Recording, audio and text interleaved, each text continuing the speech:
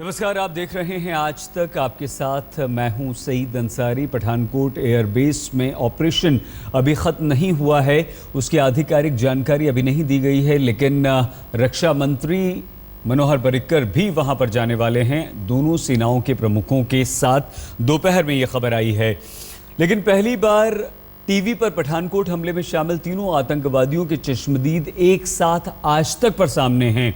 हम एक एक करके उन तीनों की आप बीती आपको दिखाएंगे, सुनवाएंगे, लेकिन सबसे पहले हम आपको दिखाते हैं लेकिन इस वक्त हम आपको सीधे लिए चलते हैं। कांग्रेस पठानकोट हमले पर प्रेस कॉन्फ्रेंस कर रही है। आनंद शर्मा, जिससे संतुष्ट होकर माननीय प्रधानमंत्री जी अपनी इस अचानक लाहौर यात्रा के लिए गए। प्रधानमंत्री जी क्या पूर्णतया संतुष्ट थे, आश्वस्त थे?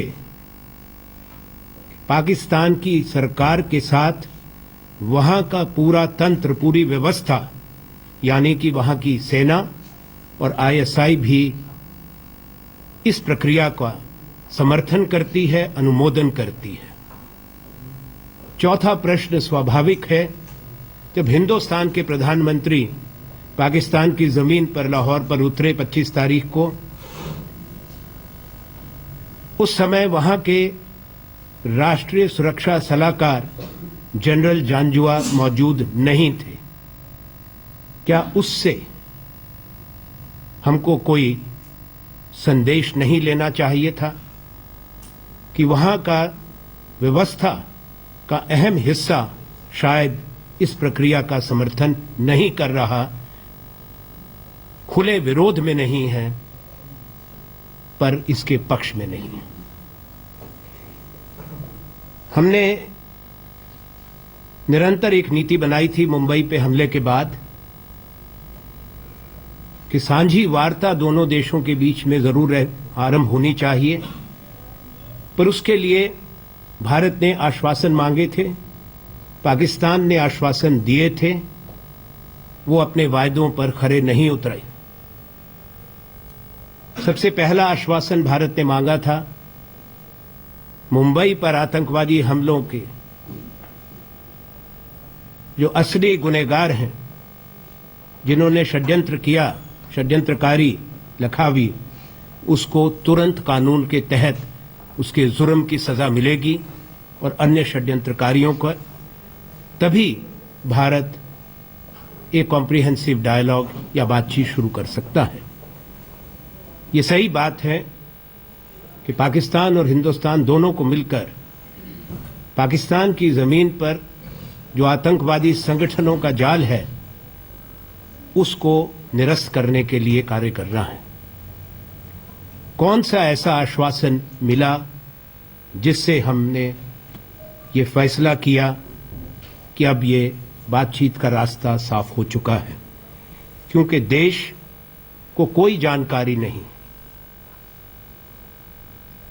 केवल प्रधानमंत्री और उनके राष्ट्रीय सुरक्षा सलाहकार जानते हैं। इसलिए हमारा ये उचित आग्रह है कि देश को पूरे विश्वास में लें।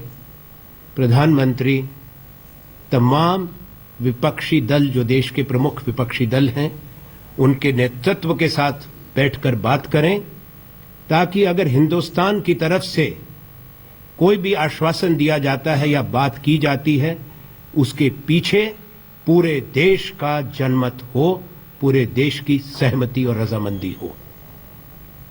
आप सरकारी बैठक बुलाएंगे? We have, like every Indian citizen,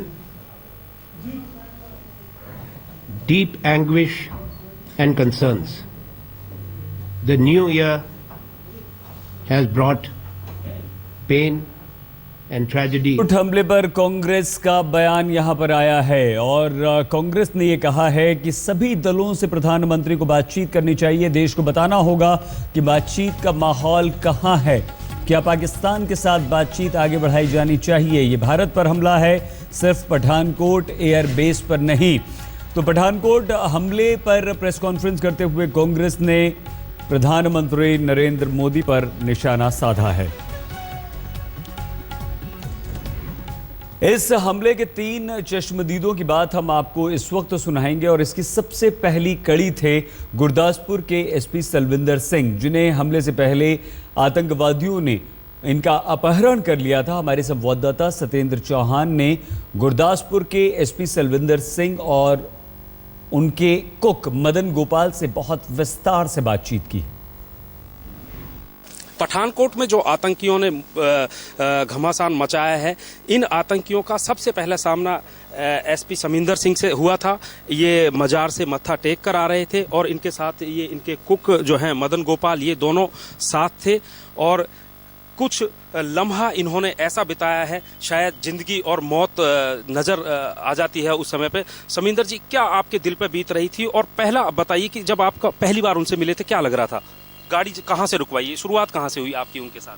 वो कोनिया मोड़ है, वो कोनिया मोड़ से वो जो कमात है वो टर्न है, टर्न से हम इधर एकदम भी गाड़ी रोक दी। गाड़ी मेरे वो राजेश वर्मा चला रहा था, तो हमने एकदम गाड़ी रोक दी। हमने सोचा शायद कोई नाका है, ठीक है, नाका है। तो जब एकदम उसने रोके, एकदम ही अंदर आ गए, दरवाजा खोला, फटाफट उसने बोला लाइट बंद करो, लाइट बंद करो, और पीछे पड़ा, हमें पीछे धकेल दिया और साथ ही मारा जो पीछे से नीचे कर दिया।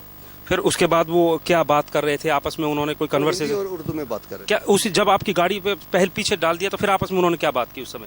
आपस में ही बात कर रहे थे, कोई ये नहीं पता क्या, मुझे तो पता ही चला भी क्या कैसे हो गया एकदम में ये इंसिडेंट हमारे साथ। हम तो बिल्कुल ठीक ठाक चल रहे हैं। संख्या कितनी थी? 4-5 के करीब थी। आप समझ गए थे कि टेररिस्ट है? क्या वो पता लग गया था टेररिस्ट थे मुझे। फिर उन्होंने आपका मुंह बांधा, हाथ बांधा, क्या किया? कुछ बांध दिया, मैं पीछे, मेरे बाजू पीछे बांध के आंख में पट्टी बांधी। बिल्कुल। कौन सी सीट पर बैठाया उन्होंने आपको? नीचे बैठा दिया, सीट के नीचे, बीच के हिस्से, इस पीछे। और उन्होंने आपके ऊपर कोई सामान सुमन रखा, कोई हथियार वगैरह लगाया? गन पॉइंट पे रखा आपको? गन पॉइंट पे रखा हुआ। गन पॉइंट पे रखा हुआ। और क्या उनको समझ में आया कि आपका ओहदा क्या है, आप कौन है? उनको नहीं पता चला मेरे ओहदे के बारे। जब ओहदा का पता चला राजेश से फोन से, फिर दोबारा मुझे लेने आया। जहाँ से आपको लिया कितने किलोमीटर आगे उन्होंने छोड़ा फिर आपको? आधा 30-40 मिनट के बाद ही है मेरे को जो है वो उसका डिफरेंस है। फिर आपको जब वहाँ छोड़ दिया फिर क्या हुआ? उससे हम उधर ही बैठे रहे। फिर उन्हें बोला भी कहीं जे गए इधर से तो आपको गोली मार देंगे, आपको कहीं हिला दे आपको। कल शाम तक नहीं हिला इधर से 4 बजे तक, तो हम उधर ही फिर बैठे रहे। फिर जब रात को टाइम, मेरा हाथ काफ़ी वो ठंडा हो गया और सर्दी थी। जब सर्दी थी तो मैंने एक कोशिश की अपनी जैकेट को थोड़ी लूज करने के लिए, जो देखूँ जो कहीं खुल जाए। तो फिर पहले मैं थोड़ा सा खुला भी खुलने वाला, फिर मैं देखा आदमी कोई नहीं है इधर, पत्ते वगैरह हिल नहीं रहे, कोई यहाँ कोई संतरी वगैरह नहीं है, उनका आदमी नहीं है। अगर होता तो वो थोड़ा थोड़ा आवाज आती मुझे। एक सवाल सर मैं मदन गोपाल जी से पूछ रहा हूँ, क्या हुआ था आपके साथ? आपके साहब को बांध लिया, आपको बांध दिया, आप समझ पाए थे कि कौन है? ਪਹਿਲੇ ਪਤਾ ਲੱਗ ਗਿਆ ਜੀ, ਜਦੋਂ ਇਹਨਾਂ ਨੇ ਸਾਡੇ ਉੱਤੇ ਬੈਠ ਗਏ ਗੱਡੀ ਦੇ ਵਿੱਚ, ਪਿੱਛੇ ਨੂੰ ਮੂੰਹ ਕਰਤਾ, ਮੇਰੇ ਪਰਨਾ ਪਾੜ ਕੇ ਤੇ ਉਹਦੇ ਨਾਲ ਅੱਖਾਂ ਮੂੰਹ ਬੰਨ ਕੇ ਤੇ ਆਖਿਆ ਵੀ ਬੋਲਣਾ ਨਹੀਂ। मारपीट भी की आपके साथ? ਬੱਟ ਮਾਰੇ ਜੀ। कहाँ पे? सारी गर्दन मेरी भन देती मार के जी। और इसके बाद पुलिस को जब आपने सूचना दी, पुलिस ने आपको तंग किया? तफ्तीश तो कर दी जी पुलिस जी, मारपीट भी की आपके साथ? सारा कुछ कर दी पुलिस जी। अच्छा जी। हाँ जी। जब क्या आपने बताया कि मैं एसपी साहब के साथ हूँ, फिर भी ਸਾਰਿਆਂ ਨੂੰ ਪਤਾ ਜੀ, ਫਿਰ ਵੀ ਤਫਤੀਸ਼ ਤੇ ਕਰਦੇ ਜੀ। ਉਹਨਾਂ ਦੇ ਵਾਸਤੇ ਤੇ ਮੁਲਜ਼ਮ ਹੀ ਹੈ ਜਿਹੜਾ ਅੱਧੀ ਰਾਤ ਨਾਲ ਗਿਆ ਜੀ, ਪਰ ਅਸੀਂ ਤੇ ਸੱਚੇ ਅਸੀਂ ਮਹਾਰਾਜ ਦੇ ਦਰਸ਼ਨ ਕਰਨ ਗਏ ਜੀ। हाँ जी। तो सर एक चीज ये बताइए हमें कि आप मजार से आ रहे थे, उस वक्त कितना टाइम था जब आपका इनके साथ मुठभेड़ हुई? 11:30-12 बजे का टाइम था। आप 31 दिसंबर को गए थे? हाँ, लास्ट रात को 31 दिसंबर। सर एक चीज बताइए कि 31 दिसंबर को ही एक इनपुट इंटेलिजेंस का आया था, आपके एडीजीपी हरदीप सिंह ढिल्लों जो लॉ एंड ऑर्डर के हैं, उन्होंने चिट्ठी भेजी थी कि 15 आतंकवादी पंजाब में घुस गए हैं पाकिस्तान बॉर्डर से। तो फिर भी आपने इतना रिस्क क्यों लिया? वो अलर्ट हुए थे, नाके वगैरह लगे हुए थे, जो भी जितना है नाके वगैरह ऑलरेडी लगे हुए थे रात को 24 घंटे के लिए।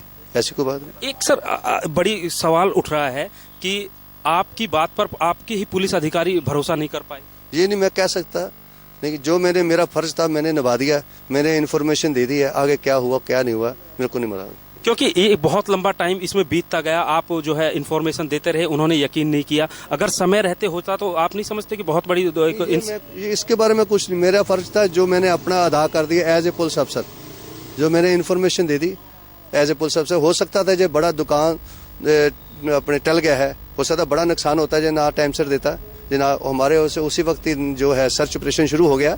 सर्च ऑपरेशन से नाके वगैरह लग गए, सबको एट द स्पॉट जो पुलिस ने जो जितनी ड्यूटी है बहुत तनदेही से निभाई है। और अच्छी ड्यूटी करके। आपकी 3 चश्मदीद आज तक पर जिनकी आप बीती हम आपको सुनवा रहे हैं, और अब उस शख्स की बात आपको सुनवाते हैं जो पठानकोट के आतंकवादियों के साथ 4 घंटे तक रहा। ये शख्स है राजेश वर्मा। 30 दिसंबर की रात एसपी गुरदासपुर की गाड़ी में एसपी के साथ थे राजेश। आतंकवादियों ने इन्हें भी पकड़ लिया था और एसपी की गाड़ी यहाँ वहाँ घुमाते रहे थे। राजेश ने बताया है कि आतंकवादियों ने क्या बात की, वो किस एयरपोर्ट पे जाने की जानकारी मांग रहे थे। सत्येंद्र चौहान ने राजेश से बातचीत की। हमारे साथ राजेश वर्मा जी हैं जो एसपी साहब के साथ गाड़ी में थे। ये एक मजार पे मत्था टेक कर वापस आ रहे थे और इनके साथ जो घटना हुई है वो इनका आप सूरत हाल देख सकते हैं। जो वो आतंकवादी थे उन्होंने इनके साथ किस तरीके का सलूक किया है वो आप देख सकते हैं। आंख बिल्कुल लाल है और चाकू से उन्होंने हमला किया था। ये गर्दन पर आप देख सकते हैं। आज ही हॉस्पिटल से डिस्चार्ज हुए हैं। ज़्यादा बोलने की हालत में भी नहीं है, लेकिन हम इनका धन्यवाद करते हैं कि हमें बता रहे हैं। राजेश जी, किस तरीके से वाकया हुआ था? जैसे एक ड्राइवर की सीट पे बैठा हुआ था, एक उसके बाजू वाली सीट पे था। जैसे ही वो दोनों उतरे तो उन्होंने पीछे वाले को बोला भी इसको जन्नत की सैर करवा दो।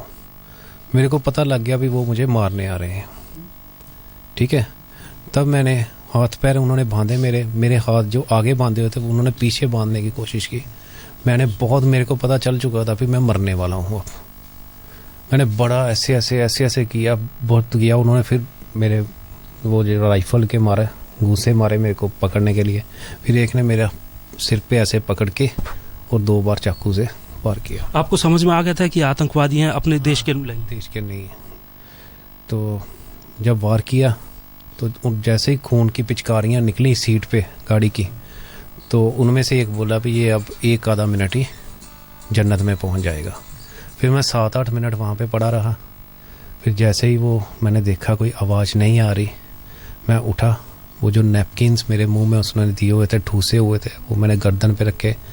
मैंने देखा मेरे को सांस लेने में कोई तकलीफ़ नहीं है। फिर मैं रस्सी खोल के जैसे अगली सीट पे आया, दरवाज़ा गाड़ी का मैंने जब खोला तो सेंटर लॉकिंग की आवाज़ होने लगी। सेंटर लॉकिंग भी और ब्लिंकिंग होने लगी गाड़ी में जो चलती हैं। तब तो मैंने सोचा भी अब मैं मर गया हूँ। फिर मैंने सोचा भी गोली तो ये चला नहीं सकते क्योंकि ये अपने पास ही हैं उसके टारगेट के। फिर मैंने भागा वहाँ से, आधा किलोमीटर जाके गिरा हूँ मैं। फिर मैंने अपनी जैकेट उतारी है, शर्ट से मैंने अपने आप को बड़ी कस के बांधा गर्दन को। फिर मैं किसी गांव में गया हूँ, वहाँ पे मैंने दरवाज़ा खटखटाया। एक ने दरवाज़ा लाइट ऑन की, मेरी हालत देख के उसने बंद कर दी लाइट। आगे जाओ। घबरा गया होगा। हाँ, फिर वहाँ के गांव की नाली से ही मैंने पानी पिया। आपका फ़ोन भी उन्होंने छीना सुना है? फ़ोन तो छीन लिया था उन्होंने। मेरा फ़ोन ही उनके पास था, मेरा फ़ोन, क्योंकि एसपी साहब के फ़ोन से कोड उनको पता नहीं था। शायद उनके बेटे का कोड लगाया हुआ था, उनके फ़ोन उनके हाथ के फिंगर टिप से इम्प्रेशन से कोड रहे थे। मेरा फ़ोन उन्होंने कोड मांगा, मैंने दे दिया था उनको। फिर उन्होंने फ़ोन किया, क्या बात कर रहे थे आपने सुनी होगी? बार बार फ़ोन में यही कर रहे थे वो, हम पहुंच चुके हैं टारगेट के पास, हम पहुंच रहे हैं, हम पहुंच चुके हैं, हम पहुंच रहे हैं, हम पास में हैं। और कुछ लैंग्वेज का तरीका उर्दू था, किस भाषा में बात कर रहे थे?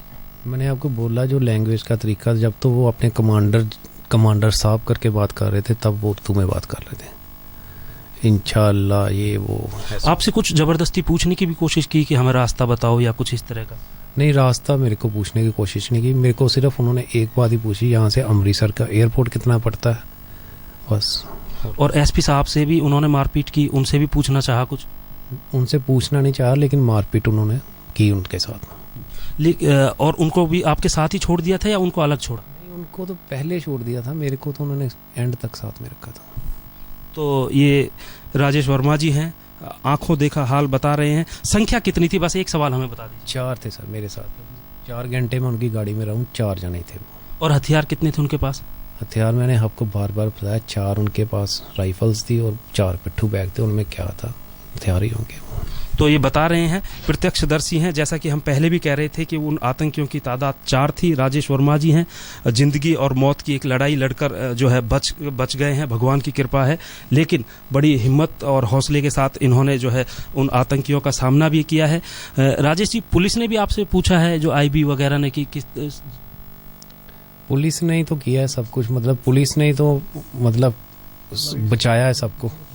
मैंने उनको बोला, उन्होंने बचाया सबको, नहीं तो पता नहीं क्या हो जाता था। शायद भगवान ने मेरे को इसलिए बचाया भी मैं कुछ लोगों की जानें बचा सकूं। और पुलिस वाले बहुत उन्होंने किया, मैंने थोड़ी, मैं तो हॉस्पिटल में था। तो शायद ये भी एक अलर्टनेस थी कि इन्होंने समय रहते सारी जानकारी पुलिस को दे दी थी। उस समय जो है सुरक्षा एजेंसियां चाक चौबंद हो गई थी, अदरवाइज ये एक बहुत बड़ा हादसा भी हो सकता था। कैमरामैन आशीष कोहली के साथ सत्येंद्र चौहान, गुरदासपुर, आज तक। बने रहिए हमारे साथ, देखते रहिए आज तक। बड़ी खबर इस वक्त आ रही है। Delhi police commissioner BS Bassi ने एक बड़ा बयान दिया है। अपनी सालाना प्रेस कॉन्फ्रेंस में बस्सी ने कहा है कि अब से कुछ देर पहले अगर कानून में बलात्कार